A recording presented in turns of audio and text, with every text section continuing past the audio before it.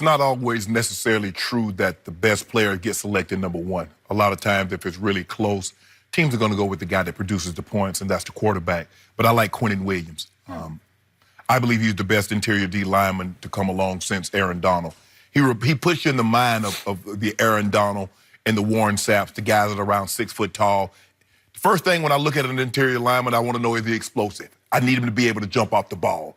For the longest time, we thought of defensive linemen, interior linemen, Skip, guys that stout against the run. And if he gave you 2 or 3 sacks a year, 4 sacks, you're like, okay, that's pretty good.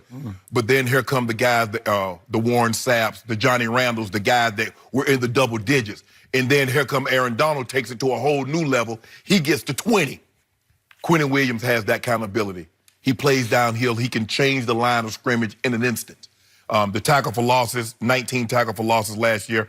And coming from Alabama, you know he knows how to practice. You know he knows how to play because he's played in a lot of big games.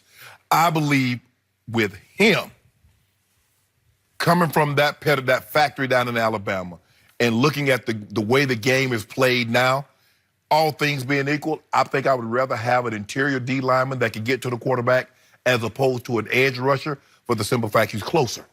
And if you come around the edge, Kip, the quarterback will step up in the pocket. But if I collapse the pocket from the middle, you got nowhere to go. So I believe Quinnen Williams is the best player in this draft, and I believe he'll prove me to be correct. Jenny, I must admit to you, this question is laughable to me. I'm embarrassed we're asking this question. No, you're not embarrassed. I'm embarrassed by we already know you're going to take chalk. I'm embarrassed by your answer. You're going to take chalk, I already know.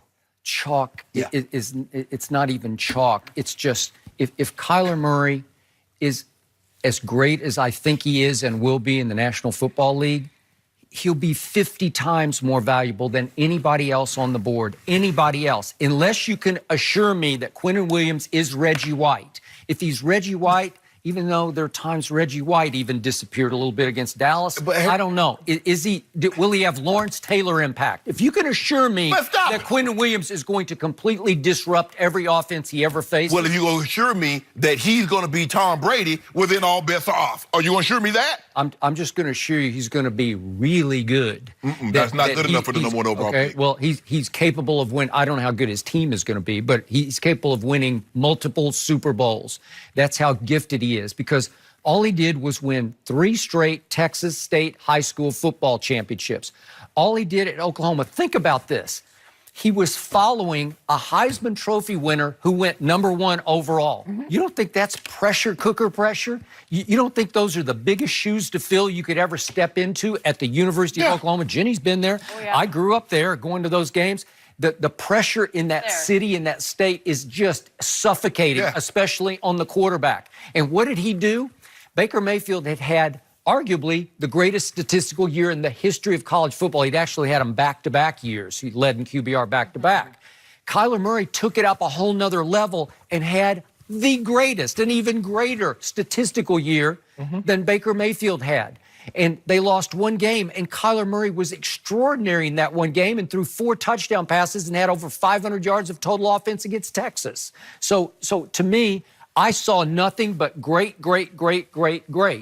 And again, if he is now reunited with a guy who's, I'm not exaggerating this, is his soulmate, his football soulmate in Cliff Kingsbury, then it's great on great on great. I couldn't, it's match made in heaven.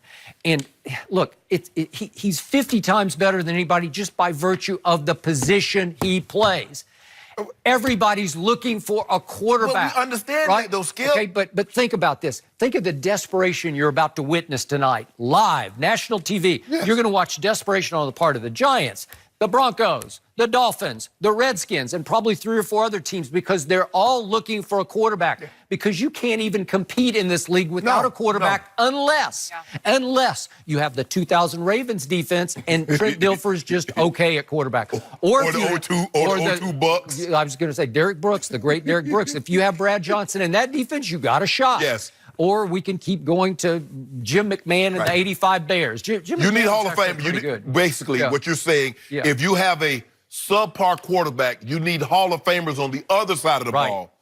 To Richard Dent, Mike Singletary, '85 Bears, who had Rod Woodson and Ray. Correct. So do you know how many swings and misses there are every draft Yes. on draft night Yes. for quarterbacks? Yes. And again, I listed some, and again, I was on the record with all these quarterbacks saying they're just okay, but they're not good enough to take them that high. And they're Paxton Lynch. I said before, I just don't. I don't love him. E.J. Manuel, I did not love him, and he just wasn't. Ryan Tannehill he was actually a little better than I thought, and they're still trying to move on from him, right? They'd have moved on. Okay, Jake Locker, I loved him as a kid, got to meet him on First Take, but I said, he's not good enough. He's like an athlete trying to play quarterback, so he was a bust. I never liked Blaine Gabbert. He's been maybe a little better than I thought, but you what do you call him? Blaine Gabbert? Yeah. Okay, Christian Ponder, great guy. I said he can't play. Yeah, Oklahoma beat Florida State in Norman with Christian Ponder. I said, he just looks like another guy to me. Sam Bradford's had his moments, but he's just too brittle. He can't. I never loved him in Oklahoma. Mark Sanchez, I never loved, and he got with a good defense and a good coordinator. And almost right? rode it to the Super Bowl. Okay, Jamarcus Russell, I was adamantly against, and he was a complete bust. Brady Quinn was just another guy to me, and he went too high. Matt Leinart, I love him here, doing what he did, but I just didn't love. He's a great college quarterback who's never going to be that guy in pro football. It's hard, Skip. It's hard. It's hard to evaluate players because sometimes all you can hope is that when you look at a guy's tape, Skip, and he goes to the combine, he's everything that you think. Yeah. But you really never know what a guy's going to be until you get him in your building. Yeah.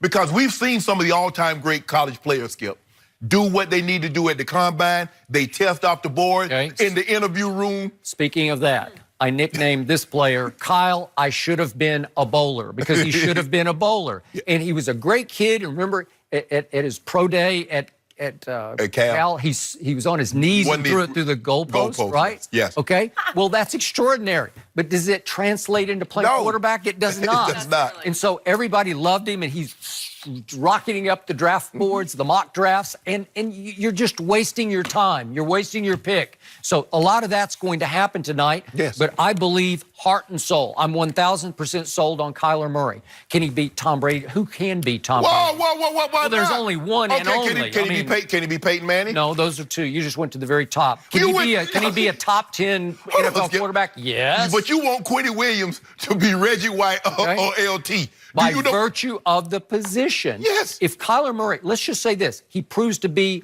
one of the top 10 quarterbacks in pro football, you have to take him. And you can't take Quincy Williams. You know, like come on. You can't tell me that Quincy Williams is better than Kyler Murray. Here's the thing, Skip. Look, if it's close, let's just say that both have a grade of 8.8 to 9. You always take the guy that score points. That's what I was told by a general manager that did this, that was very good at this. You take the guy that produces the points. Okay.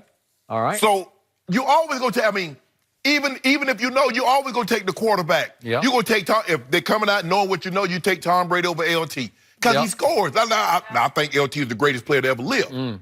But you always going to take the quarterback, Skip. But I just believe Quincy Williams, given what he's able to do to reset the line of scrimmage, he's tremendous with his hands. And that's what the interior linemen need to be. They need to get disengaged very quick. Plays in the backfield. I liked him a lot. I thought he was really good. Ask old Kyler Murray about it. He saw him up close and personal. Yeah. Saw him up close and personal. You know what Kyler Murray did in that game, national semifinal, with the worst good team defense in the history of college football? What'd he do? Kyler Murray threw for 308, 2 touchdowns, no interceptions, and ran for another 109. How many in the first half? 308 when plus the game, when they needed it. That's 417 yards of total offense. In the first, no. I need that in the first half. When the score got 7-0, 14-0, 21-7. Got a little dicey. No, it didn't get dicey. Yeah, it didn't get dicey. We never worried about y'all. Oh, really? We wanted y'all in the championship game, but we ended up getting Clemson. Again, got the Oklahoma shouldn't have even been in the national semifinal. Right. He's the only reason they were in the semifinal. Yeah, because the Heisman Trophy, when you want the Heisman Trophy to be showcased. But we showed you what y'all was about. Showed it to you. And Coach Saban, his hip was hurting. Yeah. Just imagine if he had that hip, his hip was bothering. If he'd had what do you call it, a replacement hip? Yeah. Then he'd been even better, right? Yeah, he'd been also, that's what's been wrong with that defense. Yeah. He's got a bad hip. That's why they keep giving up 40 plus. He had it replaced. But he's back at work already. They gave up 34 to Kyler Murray. That's interesting. Hold up. How many did y'all give up? We gave up 45, but that was good for us, actually. Well, we called the dogs off. We gave up 56 to Will Greer and West Virginia. We tried to save some of the points. I wish we'd have saved some more of them. Skip, first of all, We gave Kyler up Murray, 48 to Texas. Kyler Murray got all those yards in the second half when they was meaningless. Oh, meaningless. Yeah, they call that garbage time. Mop-up duty. Huh, interesting. You know that. I didn't see any garbage. You did. Skip, the score was 28-7 at one point. Wasn't it, Jenny? I saw extraordinary. Skip, but we're going to see. Coach Saban walked off that field saying, glad that's over. No, he said, I already knew what was going to happen. It's just hard for me to believe, Skip, 5'9". He's 5'9", under 200 pounds. Can he stay healthy in an NFL season over a period of time? Okay. That's the question. Better passer, Lamar Jackson or Kyler Murray? Help me out. Stop it. Help me Yeah, out. It's you not. know that Listen, it's not even close. Okay. And I'm going to throw this at you. Faster, Kyler or Lamar?